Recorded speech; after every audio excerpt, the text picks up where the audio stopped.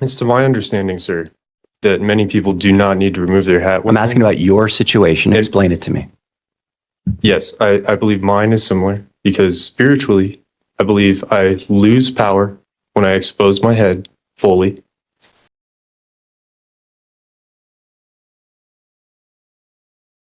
All right, at least Mr. Richmond's two cases, 24M, 2519, 25M, 1312. Mr. Richmond, come on, join your attorney, please.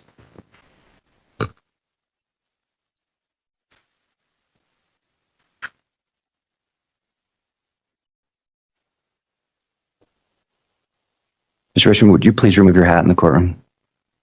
Like I said earlier, Your Honor, I'd prefer for spiritual reasons not to.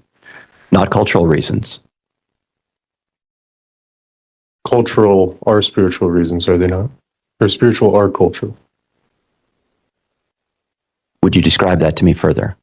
It's to my it's to my understanding, sir, that many people do not need to remove their hat. I'm asking about your situation. Explain it to me. Yes, I believe mine is similar because spiritually, I believe I lose power when I expose my head fully.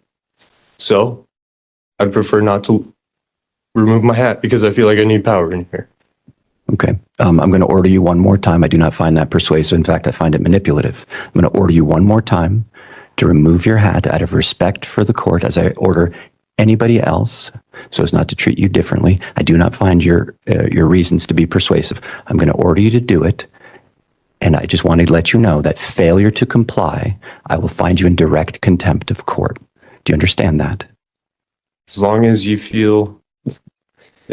understand, you're asking me to yield my power spiritually in a literal sense. This is what you're doing. This is what you've done last time. This is what you guys always do. And, you know, I think that's really... I don't understand your answer. I'm ordering you to remove it again with you understanding the consequences. Do you understand the consequences of failure to remove your hat? Can you please explain them? Yes, I will hold you in direct contempt of court, finding that after repeated warnings, you failed to comply with the court's order and that it undermines the dignity and the authority of this court. And specifically, I don't find your reason to be persuasive. Do you understand? Not fully. So do I get to wear my hat next time? That's what I'm trying to understand. I'm talking about this time. We'll worry about next time. Do you understand that if you fail to comply, I will hold you in direct contempt? So I'm going to be held for 24 hours while it's cold out? I have no idea what the consequences are going to be. You will be sentenced on direct contempt, and I'll allow you to make any statement you want in mitigation. I'll hear from your attorney as well, and then I'll decide. You may not go into custody at all, or you may, or there may be some other consequence. Okay. What is your response to my final order to remove your hat? Sir, I really insist on this, and I feel really strongly spiritually about it, and it's time for me to take the consequences of that. The court has now find that the defendant has been warned multiple times to remove his hat. He's been given sufficient notice and given a direct order, in fact, to remove his hat. He is explained, and the court finds it to be completely incredible, having even changed his explanation after talking with his attorney, explained his heartfelt, that's with air quotes, reason for not removing his hat. I find it to be incredible, manipulative, and in direct contempt of the court. I find that it undermines the authority and undermines the dignity of the court. I find that he does so intentionally. And because of that, he is in direct contempt. Regarding the sentence, and I will sentence you in a moment, but let's take care of the pretrial readiness conference piece first, and then we'll talk about the sentence. Anything else on the trials? No, Your Honor. All right, that leaves the contempt. Regarding contempt, Ms. Volkowski, do you want to be heard, or you want your client to be heard, or what would you like to do? One moment, Your Honor. Yes.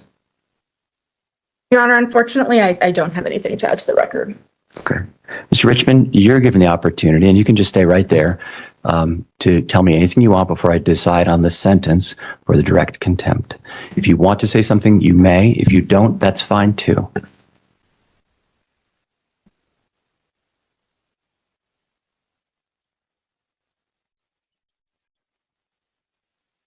I don't want to say much, but I mean, all there is to say that it's like a religion to me. It's personal. It's semi-parallel to what a lot of religions and cultures believe. And if I embellish too much, then that would be, I believe, wrong. If you embellish, mean add more to it. Yeah, like that is part of my belief. Okay. Okay. And that is part of, call it spiritual, religion, cultural. I don't care what you call it. Okay. Thank you. I'm not going to call it anything. I will note that you are wearing a traditional black winter hat that shows no signs of any cultural or religious affiliation, nor have you identified any other than a personal belief that you would like to wear a hat to maintain power. Again, I don't find that to be persuasive, as I've already said. Court, again, finding the defendant to be in contempt, direct contempt of court. I'll sentence you to 1 day in the Boulder County Jail. I was considering longer, but I just need to communicate to you that you can't do this, so I don't want to keep you in jail longer. Plus, it's a snowy day, as you said. Perhaps it's not all that punitive based on what you said. So I'll sentence you to 1 day in the Boulder County Jail. Deputies, please. My bigger concern is that we're going to have a jury on Tuesday.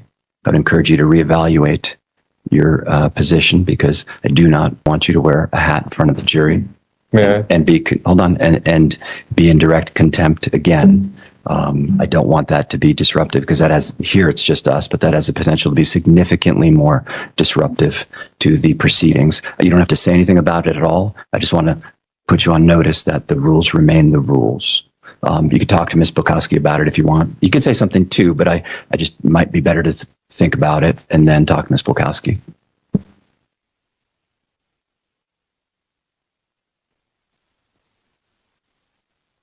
Yes.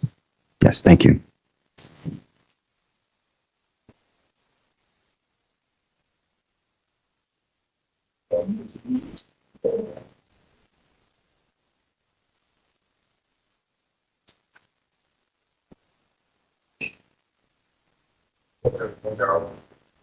As far as I recall. Deputy, yes, Deputy, Mr. Richmond, he's going into custody. Just wait for me, please. He's been very cooperative with me other than the contempt piece.